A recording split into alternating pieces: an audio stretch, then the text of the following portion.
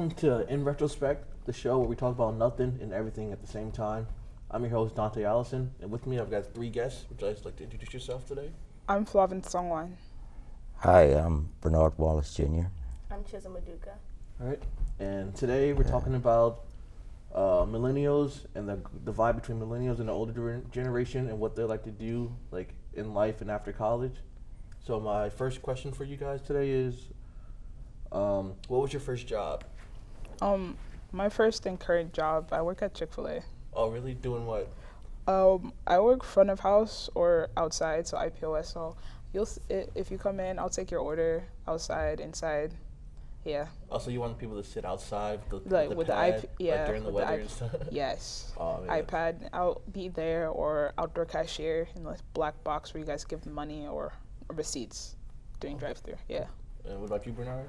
My first job, my first real paying job, I guess, would take money out, taxes out, would be McDonald's. Okay, yep. Back when I was about 14. 14, yeah. And how long did you work there for? Maybe about a year and a half before I found another job,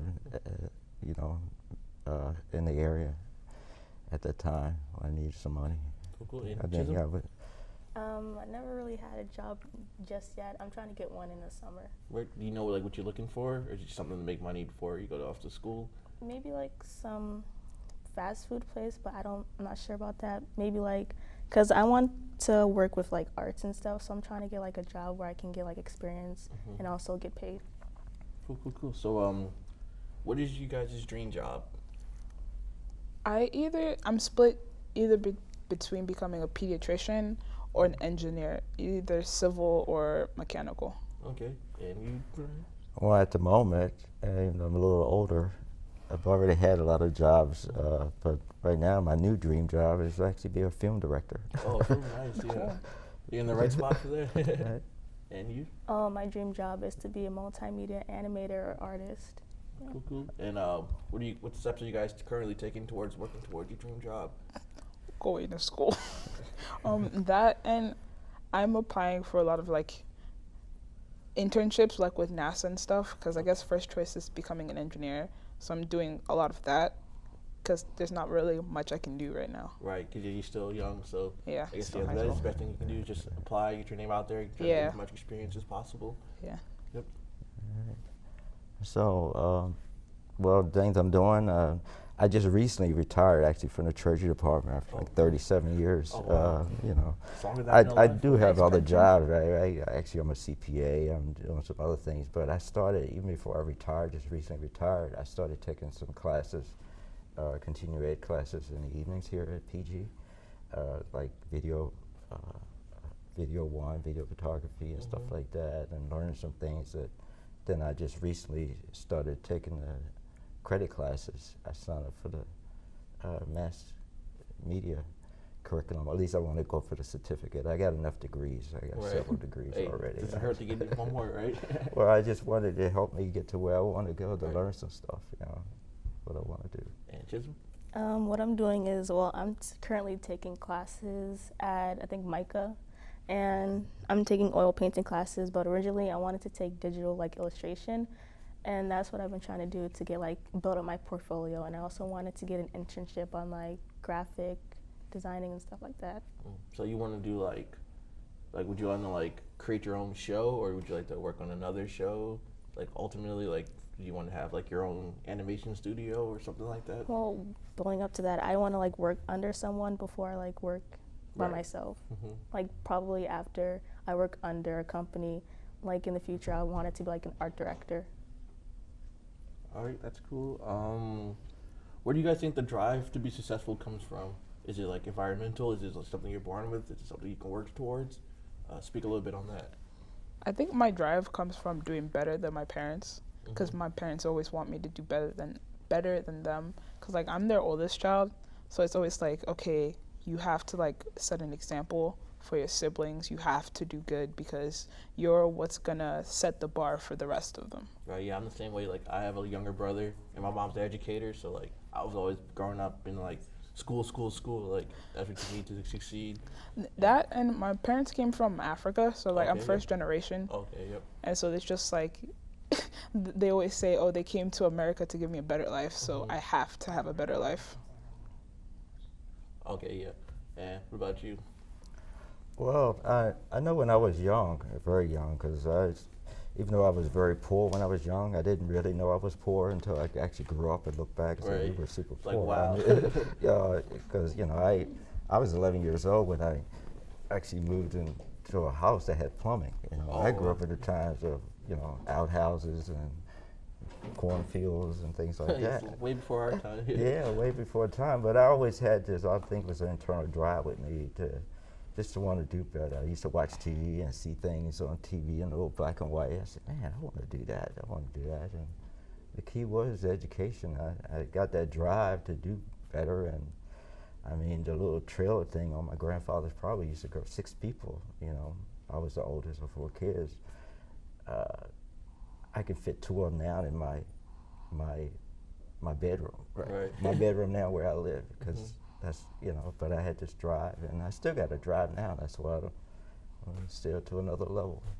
It's Yeah, just, like it's you said, internal. you've had like a lot of jobs like over the years and stuff. So it seems like you're always like grinding, like wanting to do better. Yeah, even, you know, if I said my first job at McDonald's, you know, I said I was working lawn before. I remember in the fields with my grandfather when he's plowing, you know, holding the handle, thinking I'm helping him, making a little extra money, helping him out when I was a little tiny boy. Yeah, but that's the way. It's an internal And thing. each of them, where do you think the drive for success comes from? Well, my drive for success is what Flavin said, but not like driving. Like, my drive is not to be better than my parents, is to prove that I could like survive in the future, because my parents, they're also African, and they come from like a medical like line. Like, my dad's a pharmacist, my mom's a nurse practitioner, and my dad, he didn't believe that being an artist could support you financially. And like before, I was kind of, I guess, pushed into the medical field, and I wanted to be a veterinarian, but my mom always knew that I wanted to be an artist, but I pushed to be a veterinarian. And I think last year, no, this year, I decided that I didn't want to go into the medical field. I wanted to be an artist, so yeah, I guess that's my drive. And did your parents have any pushback about you wanting to become an artist instead of joining the medical field, or were they supportive, or kind of like on the fence still? I don't know about my dad. I think he's a little bit he's supportive, but he's a little bit worried. My mom is supporting me because she's the one paying for the art classes on Saturday. And yeah. Interesting. Do you guys have any personal tricks that you guys use like for your own, to further your own success? Like any ways to like motivate yourself, or like, I don't know, like just any type of tips you have for anybody else like looking to like better themselves? I guess like do what you're passionate about. So like I've always had like this knack of like building stuff. So that's what I do, and it's like a hobby that I want to turn into a career. And so like it pushes me to do better because I know it's what makes me happy. So I want to do that for the rest of my life. That's a good answer. Yep. What about you, Bernard? Well, my thing is just keep a good attitude, you know, and perseverance. I just recently was telling my daughter about that, about perseverance is the key. You just keep trying, and it'll happen, you know. Things will go good, and just keep trying. Failures, if I can learn from your failures, that's a good thing. Well, my advice is to be sure of what you want to do in the future, because I guess you don't have a lot of time to keep changing your career over and over again. And once you find that career that you want to do, I guess be determined, and I guess don't let your mistakes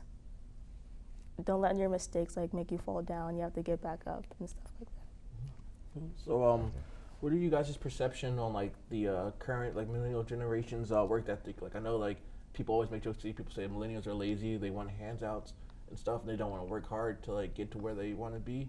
And so, what do you guys think about that?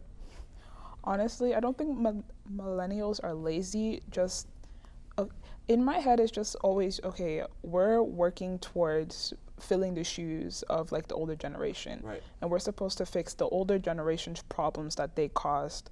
So that's what we're doing. We're going to school, gonna go fill in their shoes, and I'm just like, why would we want to do that? Because it wasn't us that like cause some of these problems, but yet you have to like fill in those shoes, or like society will like shut down basically. So it's like millennials don't want to do something they're not passionate about just because like they have to in order for society to keep on going. It's like they want to do what makes them happy, and if they're not happy, they won't do it. That's it. Right. Yeah, I totally agree. Like with you, like yeah, like the generation before us, like they all had the same plan. Like go to college, graduate 4 years, then automatically you're out of 4 years. Like you got enough money to like buy a house and stuff. And like things have changed now. Like people like are now like more willing to like sacrifice like a higher salary in order to do something that they enjoy doing. And like I know I really resonate with that as well. What about you, Bernard? As somebody from like a different generation has like a different perspective than like we have. You want to know what I think about the millennials? Yeah. Go ahead. Yeah, be well, unfiltered. I mean, I hear that, in the media a lot.